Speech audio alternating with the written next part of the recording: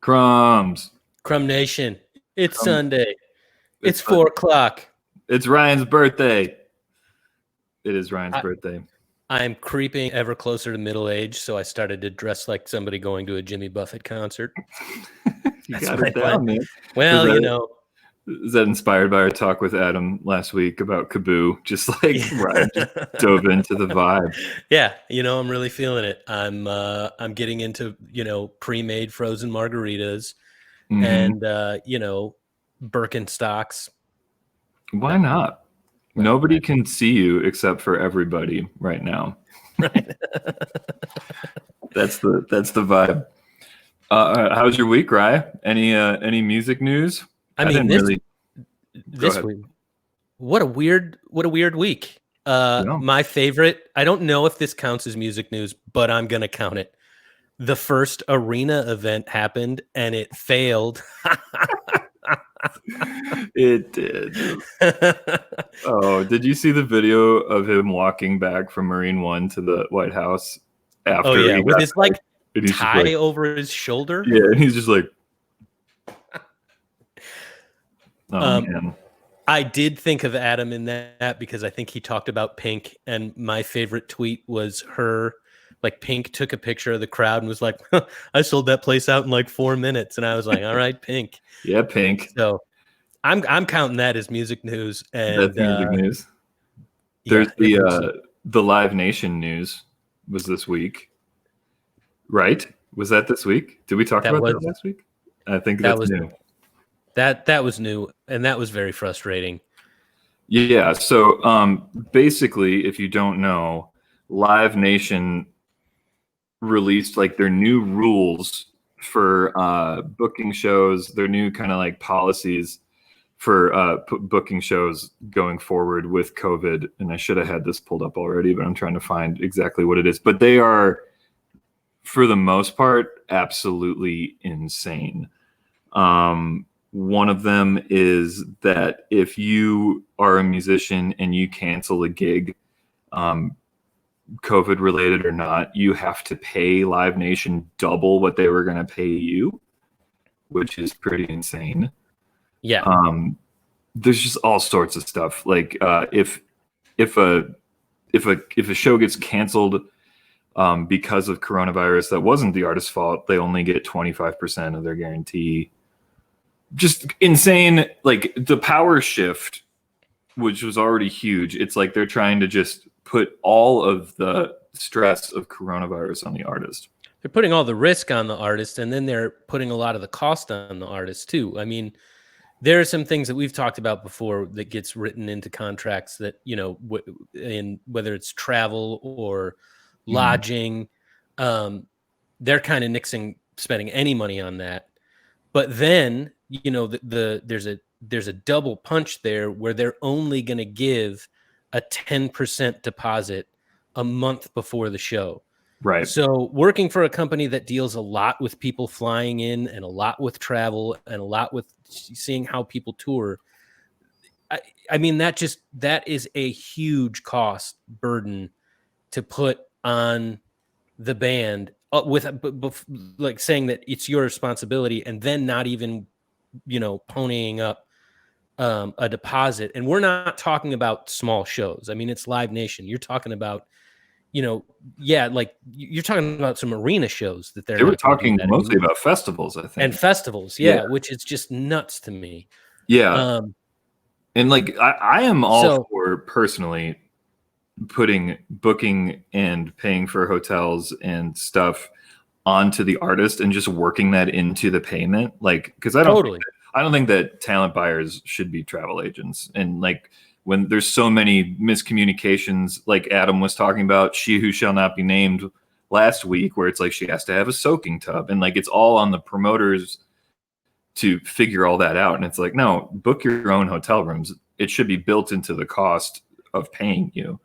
But yeah, you got to have, especially for a major tour, the cash flow ahead of time to be able to book all those hotels. So yeah, it's crazy. It was an interesting read, just thinking like, wow, everybody's been talking about how different it's going to be when touring comes back, but reading that was really scary to just think about how much it is going to cost a band to tour.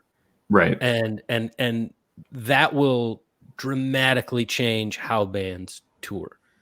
I mean, there's no way around it. It will dramatically change how bands tour. I mean, and even, there were things in there about the cuts of merchandise they're going to take. I don't think those were necessarily new. Yeah. The 30%, they take 30% of merch, but sending you the money 2 weeks later is crazy. Like you should get that money that night. So frankly, my hope is that these companies, like that people decide not to work with them.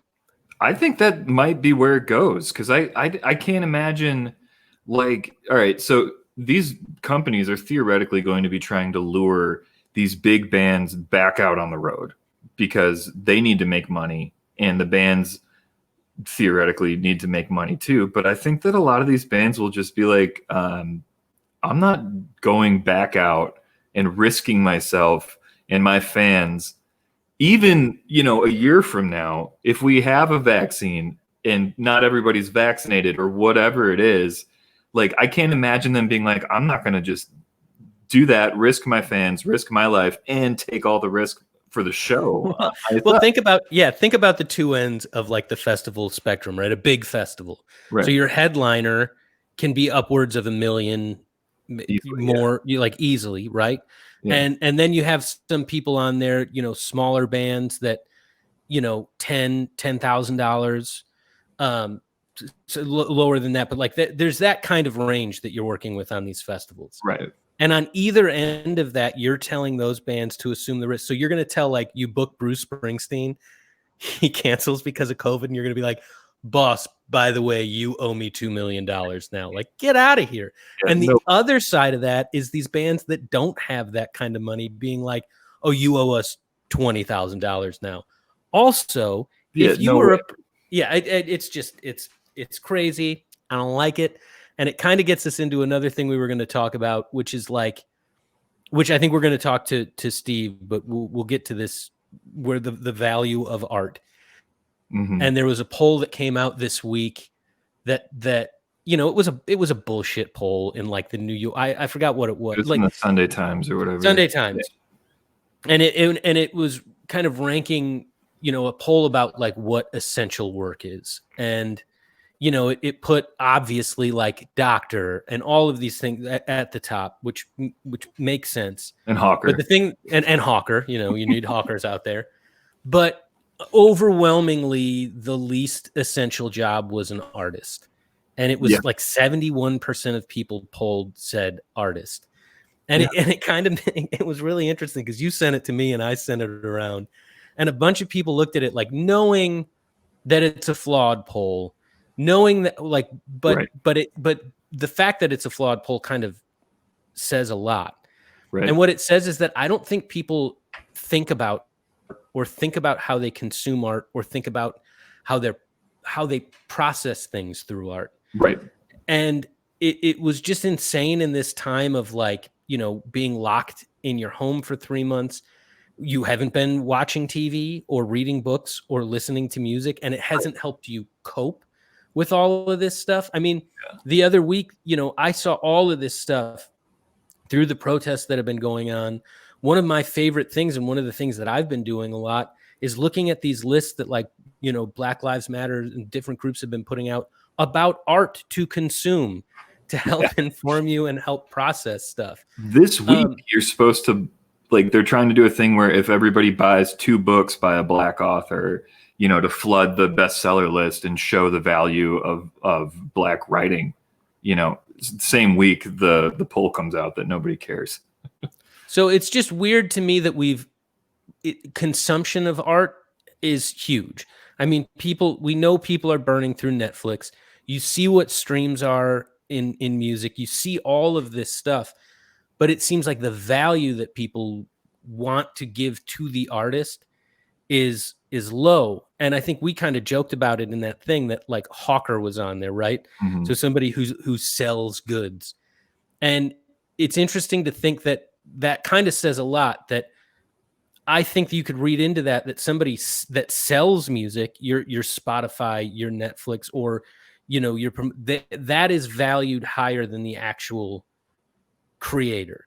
And Right. we've seen that in music. We've seen what labels have done. We've seen how that's worked. So that was really interesting to me, and interesting to me in a week that getting into music stuff. Have you heard the new Public Enemy track? I haven't. No. It is awesome. And it reminds me of like in what after Kent State, Right. Neil Young grabbed CSNY Okay. and went in and did Ohio. That like this is that. Okay. I mean, it came out this week. It's called State of the Union, Shut the Fuck Up. And it is awesome. The hook is just Flava Flav saying State of the Union, shut the fuck up. It's awesome. But I listened to that all week, or since it came out, just being like, I needed to hear this. Mhm. It's for so many reasons. And I just kind of just heard it playing in my head as I saw clips of Donald Trump talking yesterday. And like, especially in this situation where everybody is supposed to be stuck at home alone, and you're just probably on your phone all day reading these horrible things that are happening, the horrible mismanagement of our country, the divide in our country. If you are someone who gets into comments, you are definitely sad at like the views of a lot of people in this country. And a song like that is perfect for one argument for the value of art, is that it makes you feel like you're not alone. It makes you like you can connect with people through art even when you're not with them. So yeah. Well, and there's good. And art has been protest. Like, I mean, there's so many things. Like, if you look at the cover of the New Yorker, people shared that painting all over the place. I know people have been saying mixed things about like the painting Black Lives Matter on the streets, but like that is a piece of art, and it says a lot. Like that is art. Art is essential. And again, like I know that poll is kind of nonsense, but it really made me think about the state of where we're at, especially with what we talk about with music, is that we saw the mill, the announcement that in Iowa City the mill is closing, and your friend and mine, Chris Wiersma, wrote, I thought, like, I wish that was in a newspaper. He wrote a Facebook post that I thought was really, really important, because one of the points that he got to in talking about the venue is that it's not just the pandemic, right? No. That all these people are kind of mourning the loss of this venue, but how many of them were going out and supporting it before this happened? I mean, you and I played there countless times and have been to many shows there where, like, we both were like, wow, nobody showed up to this. And I think that all the time at shows, before the pandemic. So when things do come back and when it is safe, I hope people don't take for granted the things that we've been missing out on. Yeah. And especially these institutions that are struggling so much they are fighting a very real fight to keep their doors open. And they were before this happened. And they were before, exactly. Yeah. And Chris had a great line in there, which rang really, really true in his post. That was like, he was talking about like things that frequently happened at the mill. And it's like, I'm paraphrasing, but how many times have you sat there thinking, wow, this is incredible. Where is everybody? Yeah, exactly. And just like the mind blowing stuff that happens to 20 people in a room when it should be happening to 150, it's a thing. Yeah. You got to support art. And just one more note on that, and then we can move on. I was thinking about all these people who were taking the poll are probably a lot of the people who are maybe thinking, okay, first of all, when they think of artists, they probably just think painter is like how I think of it. Like they're probably just like, well, I guess we don't really need paintings right now. But like when you go out and when they go out, I hope they look around and they think, just like think about how much art is around you and the fact that an artist had to make it. Even if you go to a restaurant, the design of that place, it was designed by someone who is an artist who studies it and trains in it. Or if they don't, they care a lot about the aesthetic of it, and that is art. And like it's all about mood and all about making you feel good, and that is like part of art. It's the food is an art, you know. There's so much art around us, and to look at a poll, and I think it had the top 5 most essential and the top 5 least essential.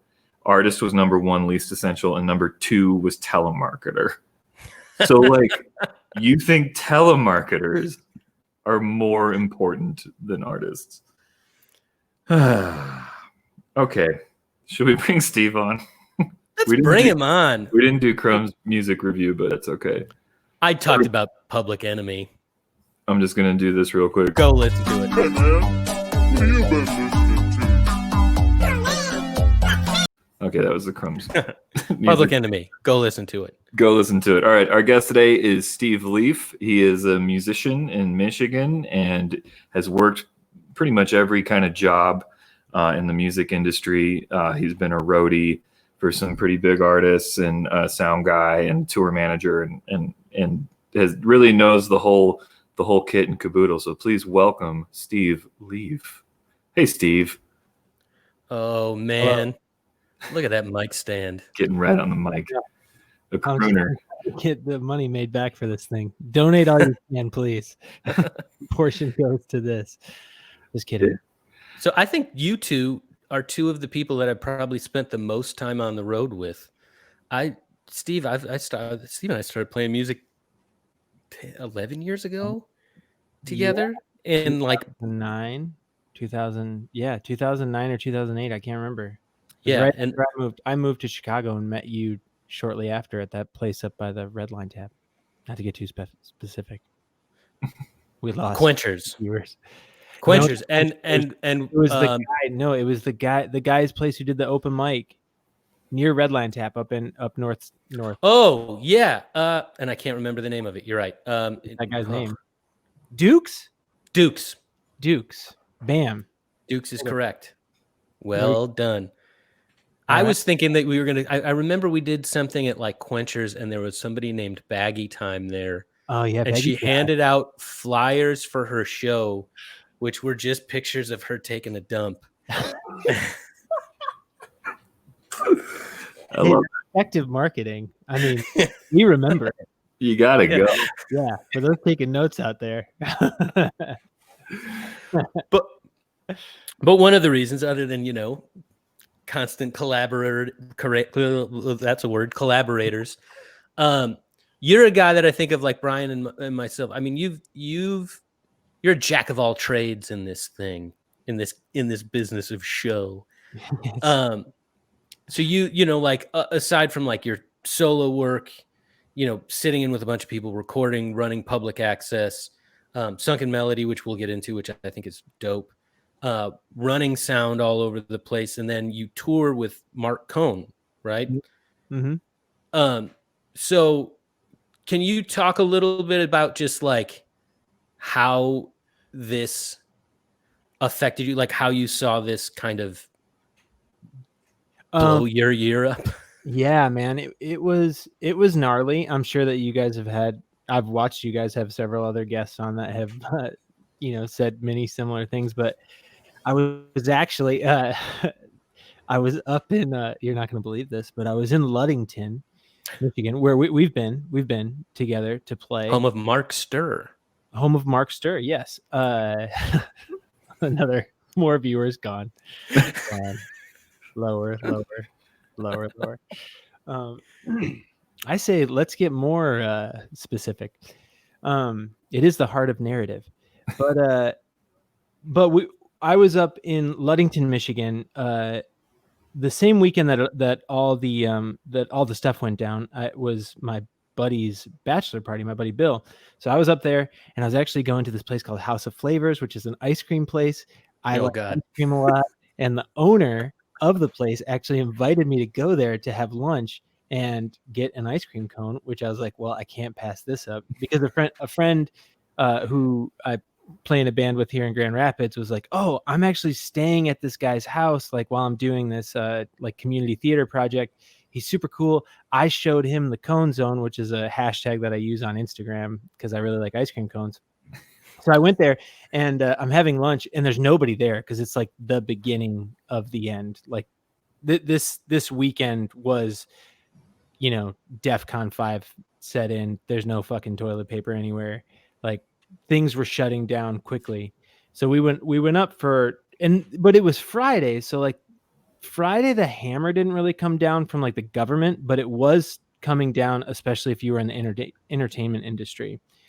Like the preceding weeks to it were kind of like this happy, I don't want to say, like I had a few festivals coming up, Ordoc being one of them. I think you were going to be in Scotland, right, Ryan? Yeah, like all of this super cool stuff. And like some of the musicians who couldn't make it to that festival, like some of their other dates got pulled because of COVID. So all of a sudden I got a text from this saxophonist who was like, hey, actually, I'm not going to be going on tour. I can make it to this gig. And I was like, oh, that's awesome. But then it, you know, the circle got tighter and tighter and tighter. So like all of a sudden, my fiance was like, hey, actually that symposium that I'm organizing, that got canceled. So I can come to the Marc Cohn show that, you know, I was TMing for in Grand Rapids. I was like, oh, cool. And then that Friday, anyways, long story long, I'm sitting there and like everything, the bottom fell out of everything. Like the Marc Cohn tour fell through, Founders, a venue and brewery here in Grand Rapids at which I work, I run sound, that closed. And then like all of these smaller, like my solo gig stuff, all of that fell through. Like in the course of like 6 or 7 hours. It was like, you know, it was like too fast to really like take in. I was like, well, I'm still at this guy's bachelor party. Like, let's crack a beer. Let's have a good time. But, Right. you know, when I got home on Monday, I was like, dude, what do I like? What does anyone do right now? What do I do? I buy this mic stand, I guess. Try to make my setup look a little bit cooler. But no, it was I don't know, it was brutal. Yeah. I remember you called, or I called you. We were talking about, I think, public access stuff. Yeah. And we were talking for a minute, and I remember it was kind of like, so how far have you seen stuff fall? Because like Mark's stuff got canceled here, and then I was like, well, honestly, I've seen stuff starting to fall, you know, up through into the fall, and like the things I was hearing were rough. And I think everybody, like, I still think the reality of it hasn't really set in, which is kind of crazy to say, but it's still hard to be like, oh, because we, you know, talking about this is as you see small places opening their patios and stuff and doing like small shows, there is this total trepidation about like, I want to do this, but do I not want to do this? And I feel like that's going to be the reality for a long time. Yeah. I heard you guys talking about the mill closing, and my buddy Alex Hug, who I work with on the road, made a very you know, heartfelt comment about these smaller venues, like you guys were talking about. You know, if everyone tries to, you know, run on the bank, make a run on the bank and get their money back, you know, all these venues have no money to make deposits on artists in the future, and it's just going to be this self-fulfilling prophecy that, you know, your, you know, landmark institutions, the Arc in Ann Arbor, the Mill, which you just said is closing, which really sucks. I remember seeing that Built to Spill show there a couple of years ago, and that was unreal. But it's brutal, and I don't think that people understand like the value or of having like a cornerstone venue like in their community, because I don't know, I just think back to growing up and cutting my teeth at all these little venues that were like, well, thank God somebody's doing it. And I mean, half of the places weren't doing it right, but the places that were doing it right was like, this is awesome. This is so cool. I hope this place is here forever. Yeah. Well, and the reality of an industry that's built on people like you, who, you know, all three of us, where it's, you know, you don't just play music. You are part of a community, and in that community, you wear a ton of different hats.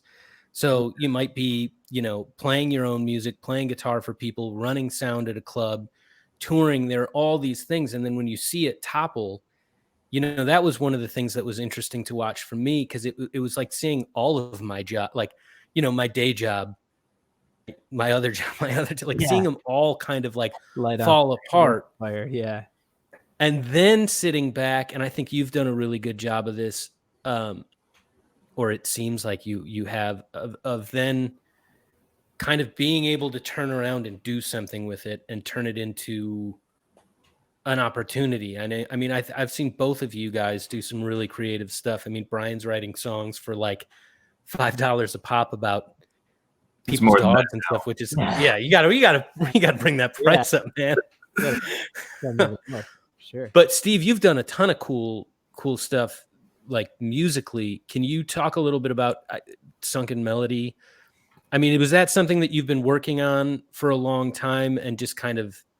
Yeah, I mean, I think that this was like the catalyst. I mean, I think that a lot of people would say that was like, oh, well, I guess I'll finally write that novel. When COVID came down the pike, because it was, Sunken Melody is like, I've got, some drum machines and some synthesizers and my guitar stuff. And I'd always like, plug it all in and go nuts. And I would think like, oh, that sounded cool. Maybe somebody else would like to hear it. So Sunken Melody has been my attempt at getting that into the world of just like, I do it live on Facebook, and then like I capture the session that I did, and I just like put that up in a Google Drive folder that anyone can go on and download and do whatever they want to. So some people have downloaded it and used it for podcast music, but I was just kind of like sick of, like, keeping it in, I'm sure you guys know that feeling of like, oh, but it'll be better someday. I was sick of that. So I was like, you know what? I'm just going to throw these waves up, and I am going to like take some of the ideas and, condense them down, get them on Spotify and a more legit situation. But I mean, the songs are 10, 15 minutes long. So it was like, well, whoever wants to consume these at this rate, like, just go for it. Enjoy. It's kind of like, it seems like a good time to do stuff like that. Cause ordinarily when you have your normal life and you're in several bands, and you got to promote all those things. And there's all this kind of like pressure, whether it's real or just put on yourself. If I'm going to do a project, I've got to play shows. I want to play good shows. I got to play these places on tour. I got to get it up on Spotify and whatever. And now it just kind of seems like it doesn't matter. It's not like your time at home is taking away from doing the things for your other projects.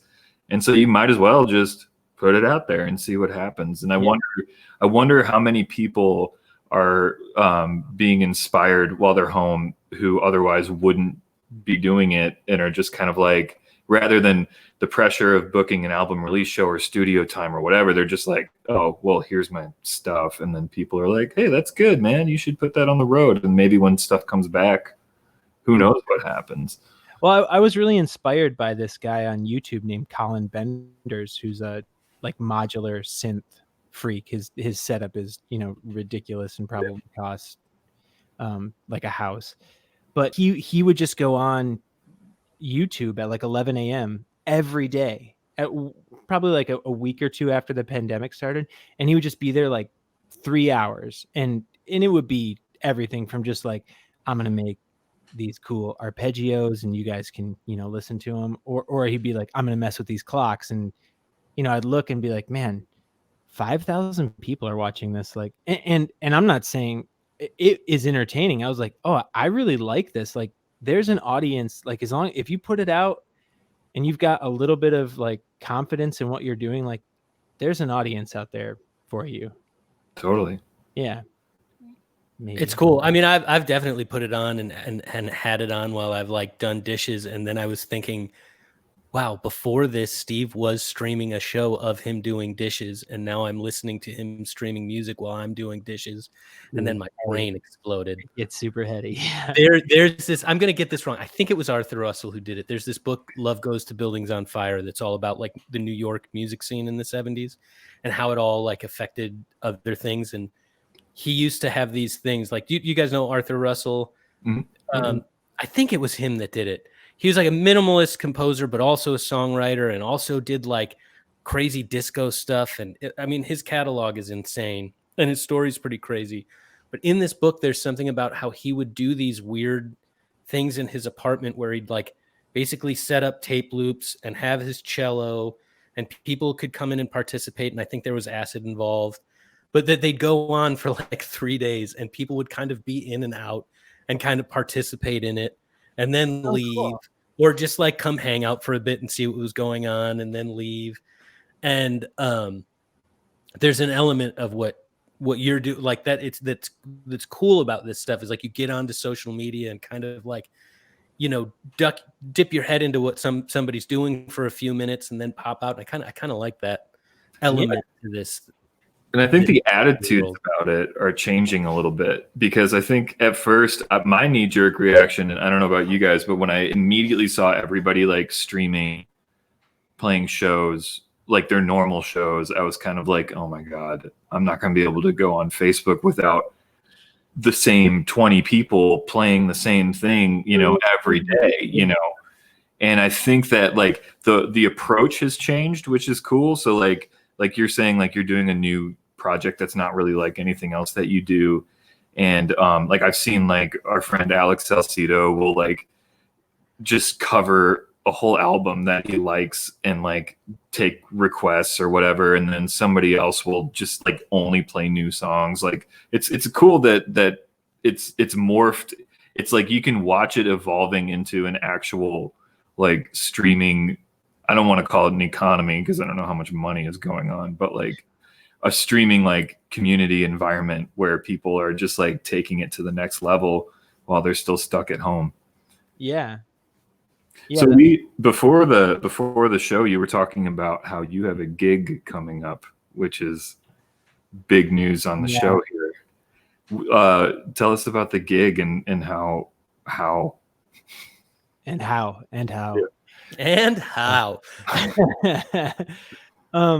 Well, you know, like every other gig that I'm sure you guys had on your calendar, you know, when March came around, I just, you know, obliterated it on my Google Calendar. I was like, all right, you're gone. And then as Governor Whitmer here in Michigan started to open things back up, I was like, she kind of divided the state into these different sectors or quadrants or whatever. And the Upper Peninsula was one that she was opening up before where I live, and near Traverse City was one. So there's a distillery up near Traverse City that I've played at many times. And, you know, it's like just acing the whole gig. It's a great spot. You go have dinner, have a drink, play your gig. You're good to go. And that one was June 26th, Friday. Yeah. So I reached out to them and I was like, hey, is this canceled? Like, are you guys doing this? And they reached out to me. They're like, we've got patio seating and like you can roll up and not touch anything and play, like set up your gear, play and roll out. I was like, and it's like in the middle of they have their own farm, so it's way out. Mm-hmm. So I'm still booked to do it. So if you're near Thompsonville, Michigan on Friday, Ironfish Distillery, I'll most likely be there. I am a little on the fence because you know, the numbers of cases are shifting all the time, but I am excited. But I'm also like not excited to like carry stuff around. I've got like all my road cases over here that have just been sitting here. Yeah. They look kind of good here, like a nice piece of just like luggage stuff. I'm like, I kind of like them just sitting here. I get a ton of use. So I assume you're gonna like do your own sound, all of that. It's that kind of spot where you roll up with a teeny tiny PA and play your own songs. And I certainly don't think I could sing into a microphone that wasn't mine right now. No way. That's major league not happening. That was a funny one that happened as this came up. Like, oh my God, where are my 58s? When was the last time I bought a 58? Because I have like recording gear at home, but I don't, I haven't had one, or they were in a practice spot somewhere, or they ended up, and I'm like, oh my God, I'm going to have to get a 58. And then it's going to be like the most precious piece of gear I have. Like, don't touch it. Don't get close to my mic. Don't Never touch it. Yeah. Do you remember that gig we played, Brian, where we were at, I think, the Trumpet Blossom, and we were opening for, or I was opening for Brother Brothers. I think it was one of the, something like that. And I did the set, like the mics were up. They didn't switch out the mics. Like I guess we were using the same mic, and one of the brothers was sick, but we didn't know that until like after the show. Yeah. And it was straight up like maybe 3 hours later, I was like, I don't know what's happening, but I can't talk anymore. It might have happened during my set. It did. No, what happened was you played a set and then you played guitar with me. And while we were playing, you like went, it was like time for you to play a solo. And I turned to you and you like started and then you were like, and then just looked at me like, what was that? And I was just like, huh. And then like 3 hours later, we had like 4 more gigs. In those gigs, you were like Tom Waits in it. Man. And somehow didn't learn the lesson then that it's like, you know what? You should just take your own mic around with you. Instead you're like, that guy, that idiot singing sick. Yeah. Good thing about public access there, we don't have any microphones, but there's microphones. But I don't think the band could legally play a show anywhere yet. No, I don't think so either, because we would have to be far away from each other. There's a square footage calculation to make there. Yeah. There are more people in the band than can legally gather in the state of Illinois. Right? I know. Yeah, it's not ideal. Public access is this instrumental conglomerate. I think we've achieved conglomerate status. Love it. We're like Procter and Gamble. And subsidiaries, then there's this band and this band and this band and this band, all the way down to Pink Floyd. But it's all guitar driven melodies and whatnot. So, but it's all tightly packed. So there'll be like four melodies going on at the same time, but there's 6 or 7 guitars, but they're all playing either the same melody or a harmony of the melody. So it's not like a jam band. And that was actually like one of the gigs that I was holding out for, because it was like one of the only public access gigs that we had, because as you're well aware, it's very difficult to organize 10 to 12 people at a time to get them like on the same page to do anything. Yeah, to do anything.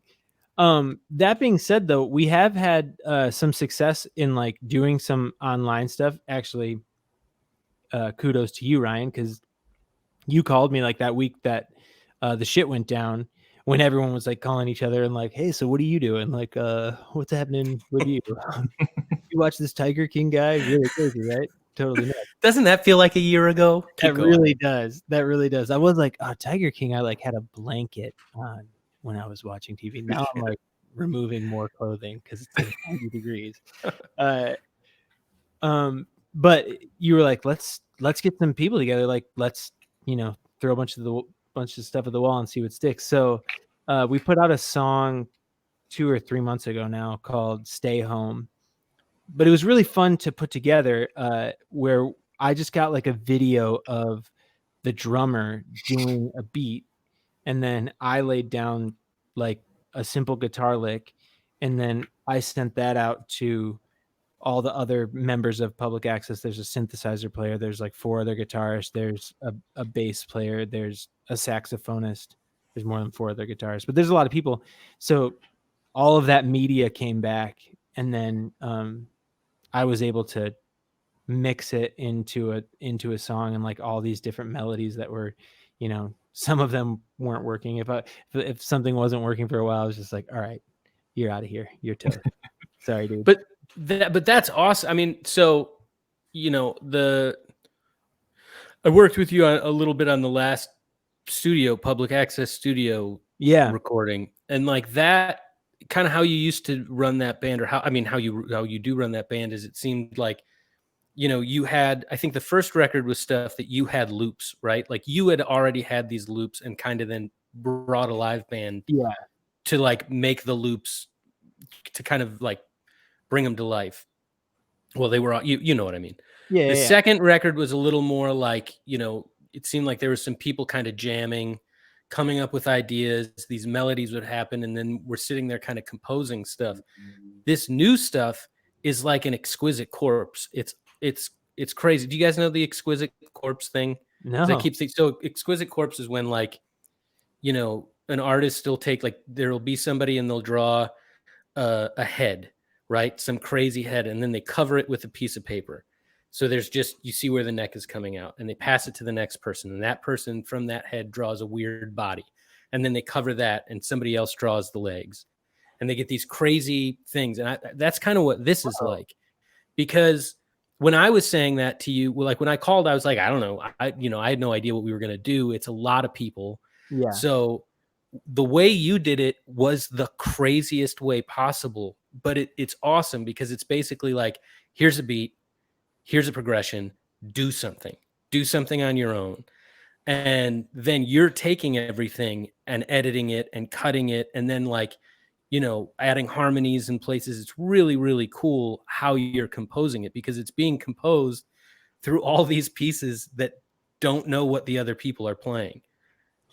Yeah. And I honestly, like, I think that I used to like go back and forth with myself about that. Like, is that, I don't know, cheating? Like you just get all this media and then it's like, okay, now it's time to make this collage. But then I started like watching all of these Logic Pro sessions. I've had so much free time. I'm sure you guys have it too. But like, I'd watch Jacob Collier talk about one of his Logic sessions for like an hour and a half, and he would do the same thing. He'd be like, "Oh, I got this melody from this guy," and that wasn't even necessarily composed for this song. The big one that I watched was his Moon River session, which if you haven't watched that, like check it out, because there's like all it's just loaded with information.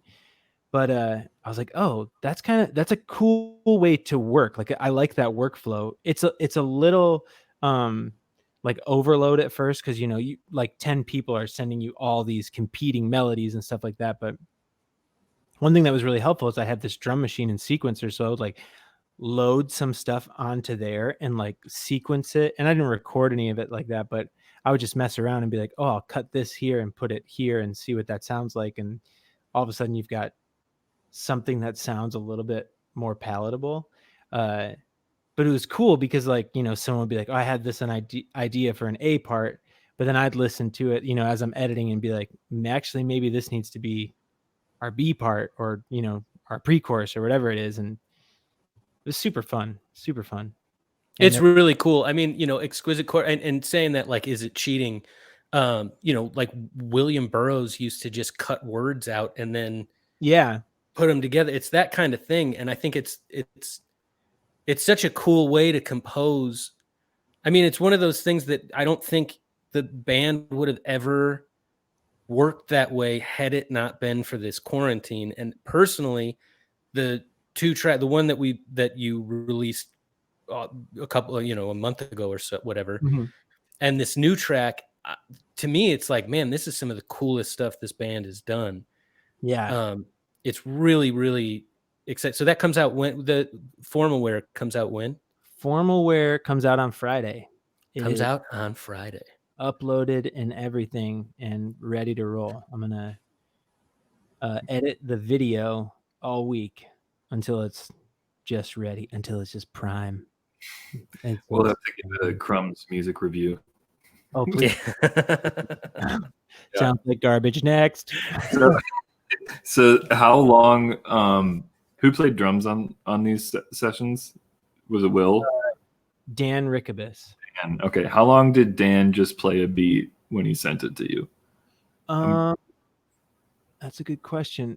For the first one, I think he sent me like the first one, Stay Home, was really like was really loop based. So I think he sent me like 2.5 minutes of him playing a beat, and he would give me, a fill here and a ride cymbal here, something tasty. Right. No chimes. I told him that. I said no wind chimes.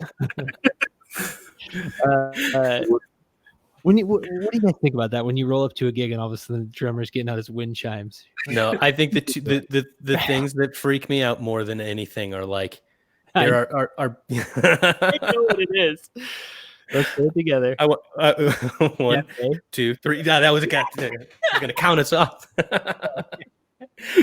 The djembe makes me pay. And then there are people that I've seen Iron and Wine in California, and I'm like, man, that was great. But I get very nervous about percussion because I think like 1% of the people who show up with it know how to use it, like know what they're actually doing.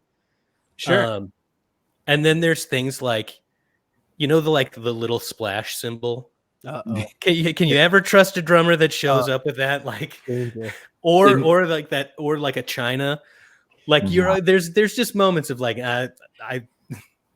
There was a band I booked that brought a gong that they were pulling it out of the van, and I was standing outside, and I was just like, that's not going to fit on stage. And they probably could have fit. I mean, you guys, public access fit on the stage, but I was like, modular. We can, I was just like, it was at Big Grove, which is a big, cavernous, loud room, and I was just like, man, if somebody just starts going ham on that gong, it's gonna kill business. It's like, I'm sorry, but it's more to me like there's the guy, you see the wind chimes come out, and that's one thing, and then you got to find the guy who's going to be playing it, and like then the calculation made where you can kind of predict what's going to happen. Yeah, if somebody pulls up and pulls out like a cajon and a wind chime, I'm gonna leave. What if it was a show booked by Chris Wiersma? You might be like, maybe I'll see what happens here. Well, actually, in the percussionist who plays with Marc Cohn, his name's Joe Bonadio, and he uses the cajon and the djembe, but he makes them into a kit. So he's using the cajon, he has a kick pedal that goes to it, so he uses that as a kick, and sometimes we use the djembe as the kick as well if he's doing something else. And how many times does he have to be like, I know, but like I'm actually like he probably hates cajon players more than anybody. I think he hates everything, but when we roll it, I think that he does have that. He's like, no, this look only looks good on me. I only trust myself with this, like it was radioactive plutonium or something like that. He's like, no, I'm trained to do this. Everyone else is not. Steve used to work at this place in Chicago that I don't know if you're familiar with it, Brian. I bet you are. Did you ever play on Uncommon Ground? I've never played there, but I've been there. So I don't know if this is still the case, but back in the day, there was a very certain type of person that you're like, that's kind of an Uncommon Ground, like cajon, cutaway acoustic, like, almost reggae-ish. Like this is, I'm dating myself, but like, and I see those people around, and I'm just like, oh, it's like an Uncommon Grounder. Like they might start scatting in the middle of their set.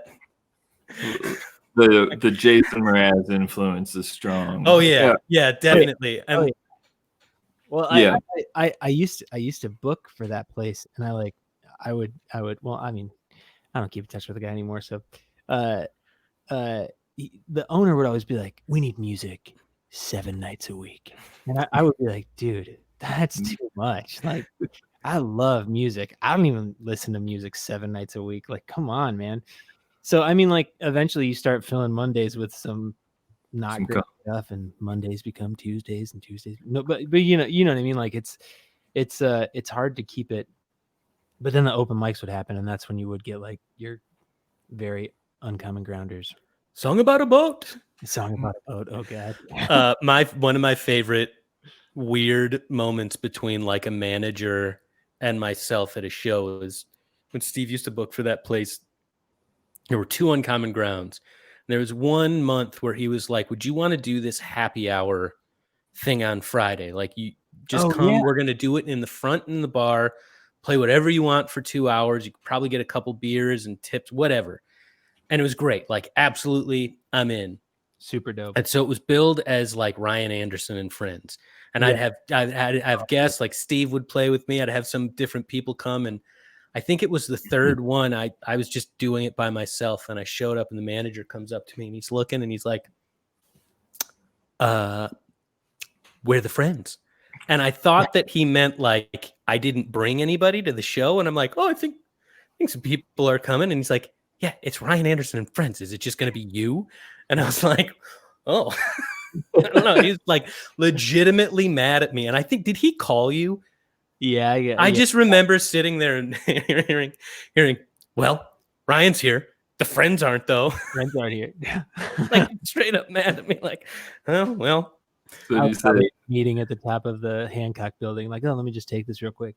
No, the friends should be there. I don't know where those friends are. Those the rascals. deal did say Friends.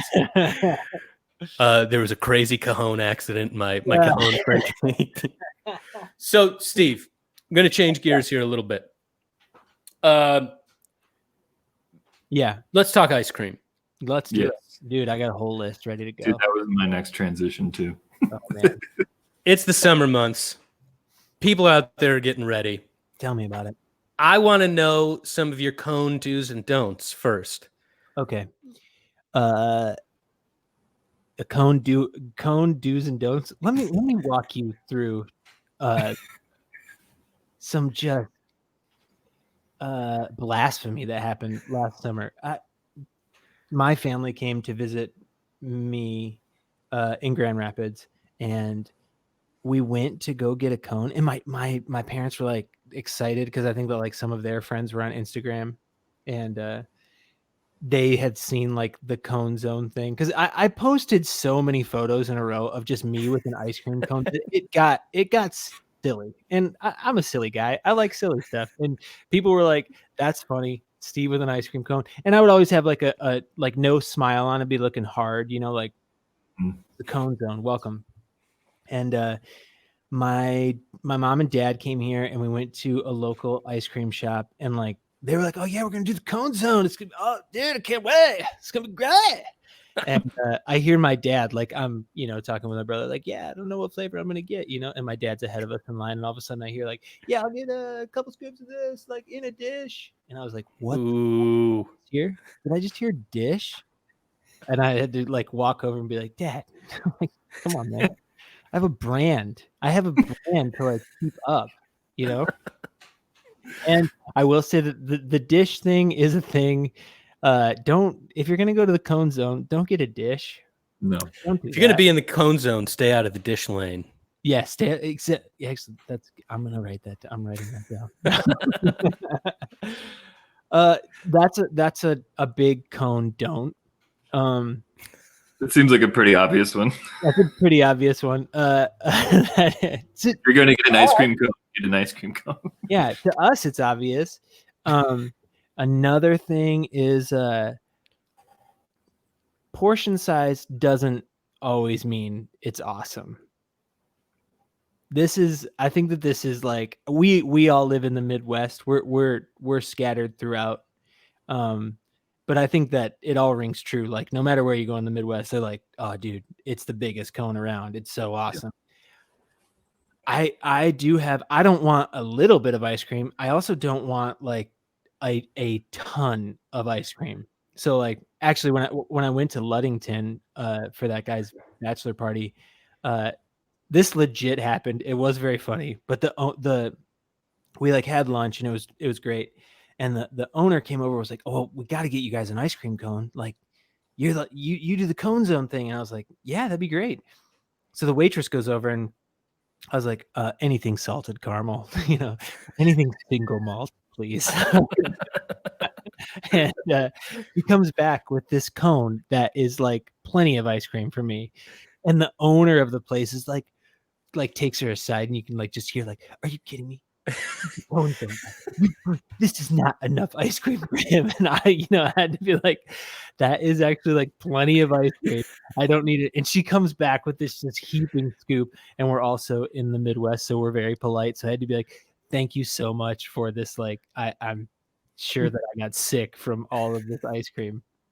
But so yeah, portion size doesn't necessarily mean I just want to say, I know you're taking this seriously and that you're developing as a human being and an ice cream eater, because I have watched you on tour in one drive order 2 cement mixers from Culver's like an hour and a half apart.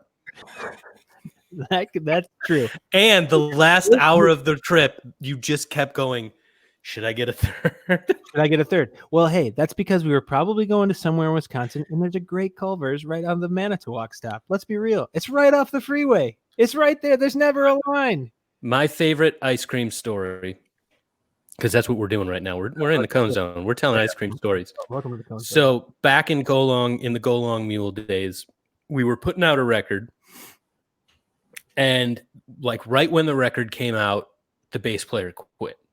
Like it was, I think it was like the week before, and we had all of these shows booked. And so in a panic, we're trying to find anybody who can like learn the material, figure stuff out, and then like is willing to be like, hey, do you want to come on the road for like, I don't know, like a couple of bucks? Like, I have no idea. Like, we'll give you some money. And we ended up with maybe the craziest human being I've ever encountered in my life. Like, yeah, that was wild. He showed up, and it was the kind of thing like, I'm old now and dressing like an old person, but like when he showed up, it was all of us were kind of like, wow, you're a lot old, and not like cool old guy. It was this. We were all between like 25 and 30 at the time. Yeah. And he was guy like rolls up. He's mid 40s. Yeah. Something like that. I remember driving through. We were going up north, and we were driving through Milwaukee, and all of a sudden he's like, "Oh, Marquette University, like that's where my son went." No, that is not what he said. He said, "I think that's where my son went." And like the record needle skipped. And everything. We all just looked at each other like, hang on, what? Oh, hey, having kids is great. I have to make that disclaimer. It's awesome, whatever. But this was just like we were at a very different stage in our life. Like, we're going up north to party and play shows and have a blast. And this guy's like, well, gotta do something for my kids. Or maybe not for his kids. No, his like long lost son. He's like, maybe he went to college there. I don't know. Who knows? And so we're going, and there are like all these warning signs that popped up this whole trip. I'm going to just tell more of this story than I probably should. But one of the first big warning signs is like, we're driving up to the UP, and we, at the time, Go Long Mule used to play. It was the Upfront. There's this amazing venue, this huge venue. And the most typical thing to that band is like, that was our biggest show. Like, for some reason, our biggest fan base was in Marquette at this place, the Upfront. Yeah. And we got wild when we went. Like, they gave us hotel rooms, and we thought we were like, like, oh my God. They gave us oh yeah. And so, but we had to get there. We had to get to the hotel, check in, do sound check, and it's a long drive. And about an hour out, this guy starts to like freak out that he's hungry. And we're like, yeah, we get food when we get to the venue. We're on our way there. And he's like, I got to eat something though. I got to eat something. Oh my God. It's is that an ice cream stand? I think there's an ice cream stand. It's an ice cream stand. Are you passing the fucking ice cream stand? Why didn't you stop? And we're all like, holy shit, what? And he like lost his mind because we didn't stop for a cone. But it was the kind of thing that like he saw it. It was directly next to us, and then we passed it. Like, it wasn't like, oh, I see one coming up there. It was like, there's an ice cream stand. Why have you stopped? Then we play this show, and this guy's standing there, and we're at the merch booth, and there are some younger women standing around, and we had gotten pizza, and he ate, I think, most of it. And after the show, is standing there with this giant piece of pizza, and he creeps up next to me and he goes, so you guys get to talk to a lot of girls after this, huh? Like, I think this guy's got to be out of the band. And then it just got weirder. I think he had a Scientology tattoo. He wouldn't. I'm babbling, but then like the thing this band always did is we went to jump off the Black Rocks in Marquette every time we played there, and it was like a thing. Classic team building exercise. Team building, and he wouldn't jump off the rocks, and it was like, yeah, we were like, I mean, we're not talking. It's not a huge jump. It's like 10 feet, and he looks down. He's like, from here. You want me to jump from here? Like, come on. What are you talking about? So we drive back from that. I think we did another run with him. It was, or whatever. It was weird. And we were all kind of like, yeah, this isn't gonna stick. No way. And we're driving back and going to drop him off. And I'm like, so where should we drop you off? And he's like, well, my mom lives over here. So we had to like drop him off at his parents' house. And as we're doing it, everybody falls asleep in the van. And this guy starts telling me like why he's at his mom's house. And it just like other layers of crazy. And I'm like, should have known from the, because he was basically separated from his wife because I think he punched her in the face, which he was like hinting at. Moved. That was should have stopped for an ice cream cone, man. Yeah, we should have got him the ice cream cone and then just bailed. Yeah. Does Marc Cohn know about about the Cone Zone? Marc Cohn is aware of the Cone Zone, and that was another really funny thing. I did a ton of shows with him last summer when the Cone Zone was, in peak, but still kind of burgeoning, get on its way up. And like, I flew into New York, and like we were driving up to Connecticut. I like got the car and I grabbed the band members and we're driving to Connecticut to do this gig. And like out of nowhere, Mark's like, so Cone Zone. I'm like, yeah, what about it? He's like, you like those ice cream cones? I was like, oh my God. But he was into it because like, I won't lie, my mission in life, and I think I was going to be able to achieve it had these gigs happened, is to get a photo with Marc Cohn with an ice cream cone in the Cone Zone.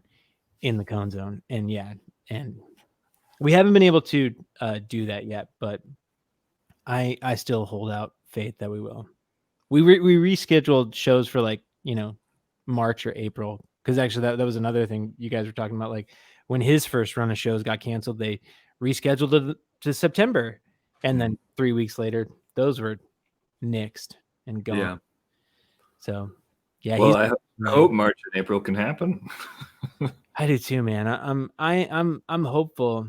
I'm hopeful that they can happen, but people were like posting photos from like the first socially distant concert that happened a few weeks ago, where people were peppered throughout this crowd in 6x6 intervals, and I don't know. I'm pessimistic about it just because like I question like the cost of it. Like even these restaurants opening at 25-50% capacity, like, man, that's a bummer. And I completely understand that like the jobs that are coming back, that's a good thing. We got to like make sure that there's money in these people's pockets, but from like a pure consumer point, like I wouldn't want to go to a show like that. I wouldn't want the stress factor of going to a show.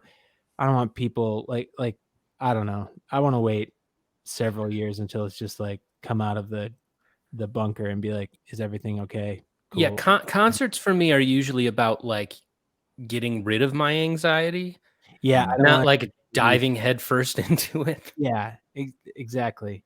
And that's what I've been hearing from my friends who are, working at these restaurants too, where so many questions, so many this, so many that, where it's like, is this worth it? Is reopening worth it? I don't know how to better succinctly say it, but I don't know, that question has been in the back of my mind. Like, is this good? Even if it is like, I don't know. I'm rambling. I'm babbling. Listen to me. No, I mean, it's you're hitting the nail on the head there. Like, and just thinking about like producing a show, you do a lot of that, like from both sides. Like, if you're a sound guy and the band is coming in and like getting close to you, You know, like little things. Like I noticed, like at the grocery store, if like somebody like even walks like 15 steps the wrong way on the one way in the aisle to like grab something, and I'm coming the other way, I'm just like, "Ugh, get away! What are you doing? Get away from you know?" Like, Follow the rules. yeah, it's just like, and just trying to like, I'm sure that like everybody would be very understanding, but tempers tend to flare sometimes in those Sure. situations, and like the added stress of that. Yeah, I don't know.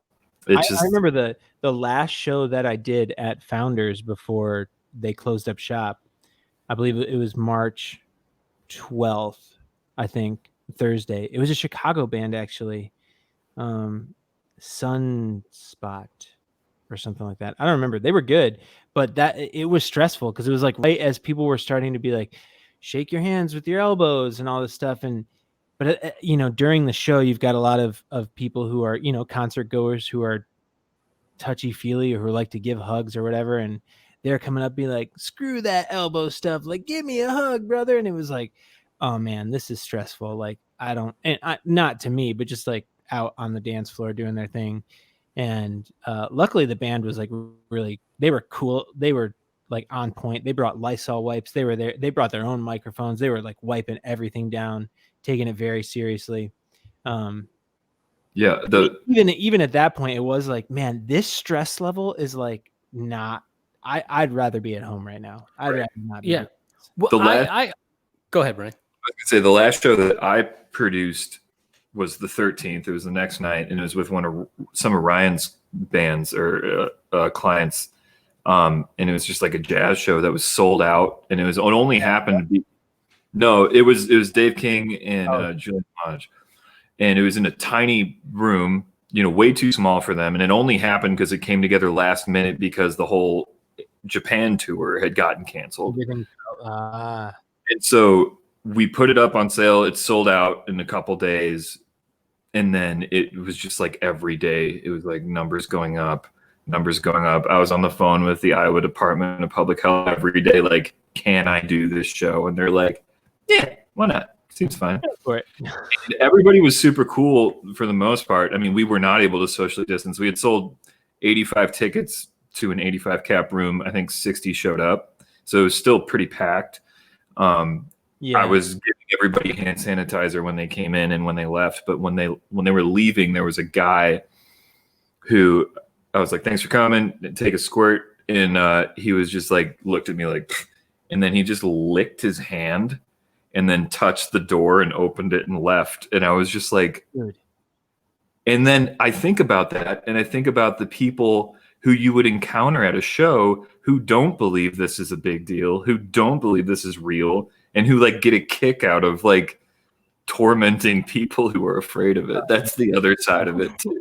Well, the thing I was thinking about too is that, you know, the worst thing to deal with at shows are like are bad drunk people. Yeah. Sometimes the bad drunk people are the band. Sometimes it's you know, Sometimes everybody. I'm okay, Sometimes it's me. But you know the guy who doesn't socially distance, who already gave me anxiety before this. The like, hey, man, can you tell me about your pedal board guy? Yeah. Who always gets really that guy's. You know it's funny that there's all these things set in place, but it's also like you remember we're dealing with drunk people who like, you know. And how many times have you gotten that guy's spit on your face? Oh, Like, yeah, all the time, where they're just like, man, that song about hot dogs, man. And you know, if you're gonna cut the you know, cut what bands are able to take from the door, they're gonna want to sell merch. What's a big part about selling merch? Being close to people. Yeah. People. So Touching there's still a lot of unknowns out there. But man, yeah, I think about that, Steve, with your rig, because you have like this crazy setup now, and it's just fodder for that. Like, hey man, what's the sampler you're using? What are you doing? Oh yeah. So I'm gonna try to just keep it. No, I got no Moog stuff. I mean, the entry level Moog stuff is still prohibitively expensive. Electron is my jam. If you don't, Electron, this company from Sweden, they just make the coolest shit. ever. It's so cool. No, I'll have it behind a big piece of plexiglass. That's a don't ask questions, you moron.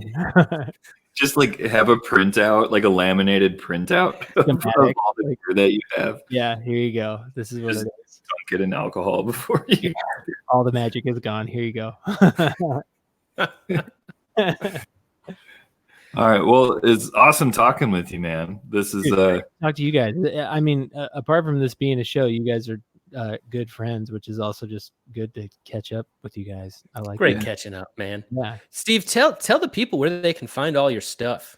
Well, you can find me on steveleafmusic.com. You can find me on at Sunken Melody on Instagram. You can find me at iLeafSteve on Instagram. And you can find me at Public Access Music on Instagram. Check out the Public Access stuff if you don't check out anything else, because that will be dropping Friday. yeah. And I'm super pumped about that song. And Ryan's got a big feature in the B part with just this sick melody that is just came in hot, but I love it. And feel free to drop into Steve's DMs and just send him pictures of you eating ice cream. Yeah, do it. Why not? Actually, we are accepting submissions for the video that's coming out on Friday of anything in your formal wear. I'm talking old prom photos, homecoming, maybe a wedding that you went to with an ex-girlfriend or something. We want those photos. Send That's them. Yeah, definitely check out Public Access. The Public Access show at Mission Creek Festival at Big Grove a couple of years ago is maybe one of my favorite shows I've ever seen. It's just people cheesing everywhere, just full smiles, having an amazing time. So check it out. But yeah, thanks for joining us, Steve. Really good to see your face. Hope we can get you back on the road when it's safe and come through Iowa City again. Oh yeah, man. Can't wait to see you again. Awesome. Well, Ryan, All right. did we crumb? We crumbed. All right. We'll see you next week. Bye, everybody. Bye. Who's next week? Is it Aaron? Aaron, right? Anderson. Yeah, rescheduled Aaron Anderson for next week. So we'll see you next week. Thanks, Crumb Nation. I gotta get my I need to find some